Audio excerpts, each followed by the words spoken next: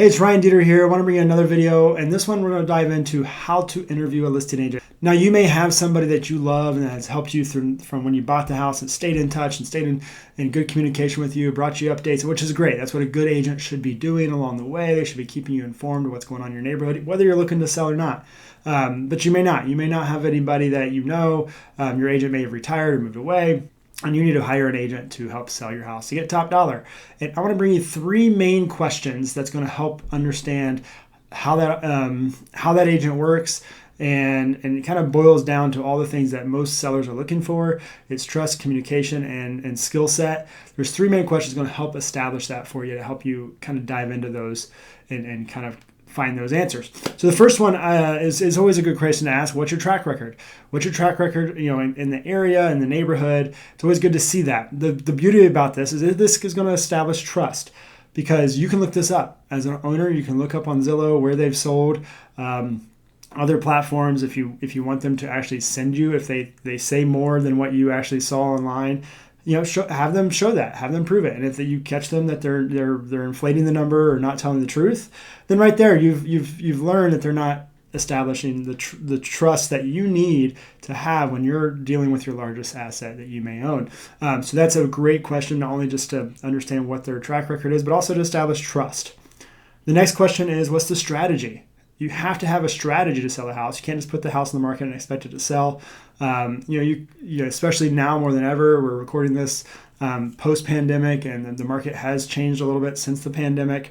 And you have to have a strategy. Even then, you had to have a strategy. Now, more so than ever, you have to have a strategy before you list a house, during the listing, and then hopefully after the listing. What are you doing to make sure that the inspections and everything else goes smoothly as well? So ask them about their strategy. Do they have a strategy for marketing?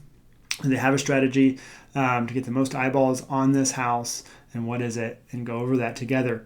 Keep in mind, list price. If an agent comes in there and says, I recommend this price. This is the value of your home. You be very cautious of that, because you never know what can happen after the agent leaves. That value can go down or up based on what the neighbors do, and they can't control that. And two, no one really can tell you the value of your house besides an actual buyer. Someone's willing to pay that price for the house. Now, a good agent's going to guide you and say, hey, here's the range of houses that have sold based on data, based on information. Here's where I think the market's going. Market timing matters, and market condition, and your house condition, and location also matters compared to the other homes. So they need to have an overall strategy, not just based on price. The market, or the list price, is just one marketing tool.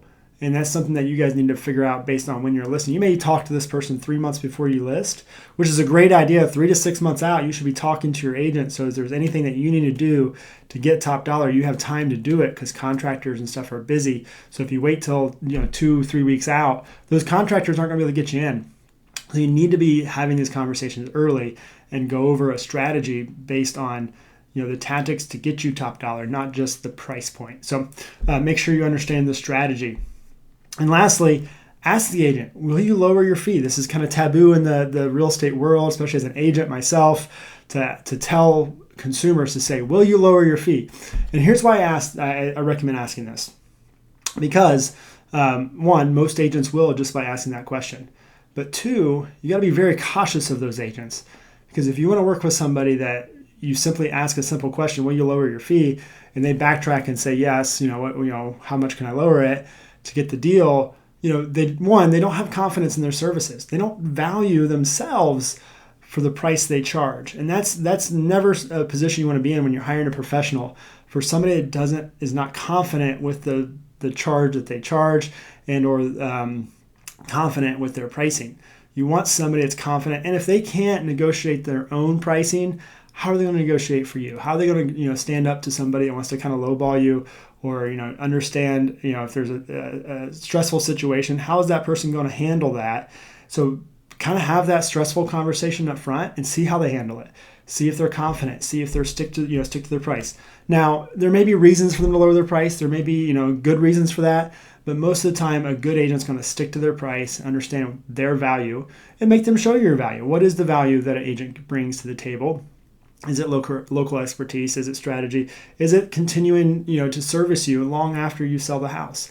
Those are all things that, a good agent should be able to hold their value, hold their guns to their pricing. And if not, that's something to be cautious of. Not to say that you can't work with the agents that lower their prices, but I would be very cautious, and that'd be kind of a red flag for me.